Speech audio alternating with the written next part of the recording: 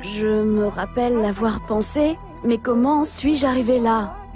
Tina Hoffman n'avait jamais imaginé devenir une prostituée. Cependant, les paroles prononcées par son beau-père devinrent une réalité. Quand j'étais plus jeune, mon beau-père me disait sans cesse « Tu seras une catin, comme ta mère ». Ma mère n'était pas une prostituée, évidemment. Elle travaillait beaucoup. Elle était une mère très belle et merveilleuse. Après des années de violence verbale, Tina finit par avoir une pauvre image d'elle-même. Je me suis mise à me détester. J'essayais d'être la meilleure dans tout ce que j'entreprenais ou essayais, pour compenser, j'imagine, pour essayer de faire ce qui est bien. Lorsqu'elle entra à l'université, Tina était prête pour un nouveau départ dans sa vie. Mais les choses en décidèrent autrement. Un soir, lors d'une fête, Tina se retrouva ivre. Elle fut violée par 2 étudiants d'une fraternité. Comment avez-vous réagi à ce viol? Je me suis sentie coupable. C'était ma faute. J'entendais résonner les paroles que ma mère répétait souvent. Comme on fait son lit, on se couche. Et je me tenais pour fautive. Voyez-vous, je n'aurais pas dû boire. Je n'aurais pas dû permettre. Si je ne m'étais pas placée dans une telle situation, ce ne serait pas arrivé. Tina ne déposa jamais plainte pour ce viol. Mais l'étrange sensation qu'elle ressentait chaque fois qu'elle voyait ses agresseurs devint si forte qu'elle quitta l'université pour s'engager dans la marine. Mais elle n'y resta pas longtemps. J'ai été renvoyée de la marine. J'avais été prise en train de fumer de l'herbe dans une pièce avec 7 gars. Ça m'était égal. Je n'avais rien à faire dans l'armée. Je n'étais pas fan de l'autorité de toute manière. Je ne voulais pas, je n'aimais pas qu'on me dise ce que je devais faire. Mais elle se fit tout de même un véritable ami. Il voulait qu'on se marie. Moi, je me considérais comme une traînée. Qui d'autre aurait voulu d'une femme comme moi? C'était ma chance, alors pourquoi pas? Il a l'air bien, il a l'air convenable. Il n'y avait pas vraiment...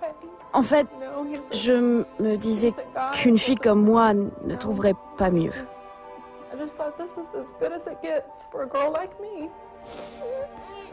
Ce mariage sans amour échoua. Elle se retrouva sans argent, élevée seule 2 jeunes enfants. Elle avait besoin de revenus, vite. J'étais une mère célibataire, seule. Je ne pouvais pas payer une garderie pour les petits. Je risquais de perdre mon logement et ma voiture. J'avais eu une bonne place dans un journal, mais ça m'était égal. Je pensais n'avoir aucune valeur.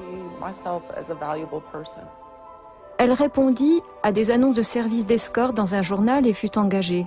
Chaque après-midi, elle se rendait dans un motel pour vendre son corps, 100 $ par client. Avez-vous jamais pensé à l'effet que cette nouvelle profession pouvait avoir sur votre famille?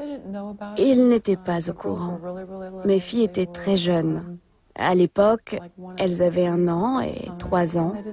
Elles n'avaient aucune idée de ce que je faisais. Ma vie était devenue complètement différente.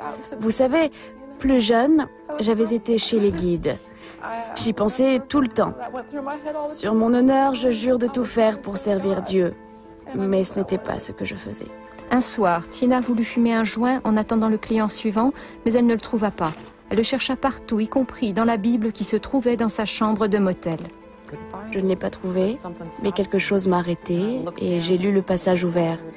C'était comme quand, enfant, vos parents vous lisent une histoire et tout prend vie. Vous savez, il était une fois, les pages de cette Bible ont pris vie. Il était écrit, alors que nous étions encore pécheurs, Christ est mort pour nous. Et quelque chose m'a touchée, dans mon cœur. J'ai réalisé cette parole. J'avais l'impression que Dieu me disait, je t'aime. Tu n'es pas méprisable à mes yeux. Je ne te déteste pas, tu ne me rebutes pas. J'ai senti de l'amour et du pardon. Je n'avais jamais vraiment senti cela de la part de Dieu. J'avais toujours pensé qu'il était un Dieu méchant. Vous savez, qui est prêt à vous punir dès que vous faites un faux pas. Et pendant des années, moi, j'avais marché complètement de travers. Je me disais qu'il ne pouvait pas me supporter. Mais là, j'ai senti l'amour du Père m'envahir. Je suis tombée à genoux, sur le côté du lit, et je me suis mise à pleurer. Toutes mes années de mauvaise vie, j'étais désolée. Vous savez, vraiment désolée pour tout ce que j'avais fait. Et pourtant, vous attendiez toujours votre prochain client. Oui. Je vais à sa rencontre, il entre, et puis à la prochaine. Des mois plus tard, elle fit une autre rencontre avec Dieu. Un soir, je passais d'une chaîne de télé à l'autre et j'ai vu John Schneider, Bauduc. Et il parlait de Jésus. Je me suis demandé pourquoi il parlait de Jésus. Parce que je le considérais comme un gars cool. Après l'interview, Pat Robertson invita chacun à accepter Jésus dans sa vie. Tina n'ayant jamais fait ce pas, elle pria avec lui. Et là encore, comme lorsque j'étais dans la chambre du motel, c'est descendu sur moi. Quelque chose m'a touchée, quelque chose a changé et je me suis sentie purifiée. Le lendemain, je me suis réveillée. Je suis sortie et c'était...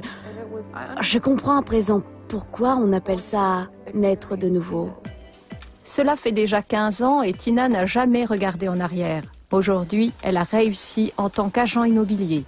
Elle vend des propriétés de plusieurs millions de dollars. Tout ce qu'il y avait dans ma vie, tout ce qui était mal dans ma vie, cela a disparu. C'est parti. Le Seigneur a éliminé toutes ces choses et maintenant je sais qui je suis en Christ. Peu importe ce que vous avez fait, où vous êtes allé, Dieu vous aime. Il veut être le papa que vous avez voulu toute votre vie. Ce père qui n'a peut-être jamais été là pour vous. Dieu existe. Il vous aime sans aucune condition.